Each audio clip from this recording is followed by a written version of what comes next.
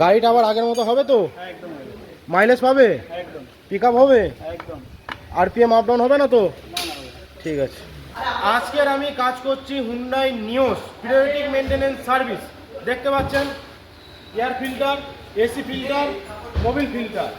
Pick আপেরও একটা AC ছিল, গাড়িটার আরপিএম ফ্ল্যাকচুয়েট হচ্ছিল, ইমিশন যে একটা পিক আপ সেটাও পাচ্ছিল না, এটার আরপিএম আপ ডাউন হচ্ছিল, তার জন্য আমাকে টোটাল বডিটাকে খুলে ভালো করে দেখতে পাচ্ছেন সার্ভিস করতে হচ্ছে। তার সাথে সাথে ইঞ্জেক্টারগুলোকেও সার্ভিস করে দিচ্ছি।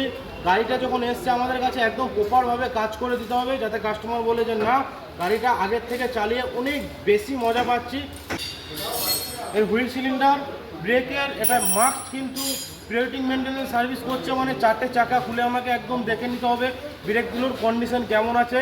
তো দেখতে পাচ্ছেন এর হুইল সিলিন্ডার পুরোপুরি লিকেজ ছিল, এই দেখুন ব্রেক হুইল একদম লিক করছিল।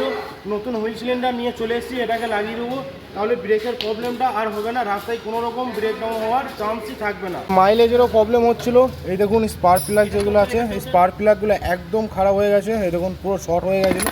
এই স্পার্ক প্লাগগুলোকে চেঞ্জ করে দিচ্ছি, দেখুন নতুন নিয়ে চলে এসেছি। আপনিও যদি চান একটা ভালো পিরিয়ডিক মেনটেনেন্স সার্ভিস করাতে বা কোনো রকম গাড়ির প্রবলেম হচ্ছে, তাহলে আমার সাথে এক্ষুনি কন্ট্যাক্ট করে নিন স্ক্রিনে দেওয়া নাম্বারটাতে।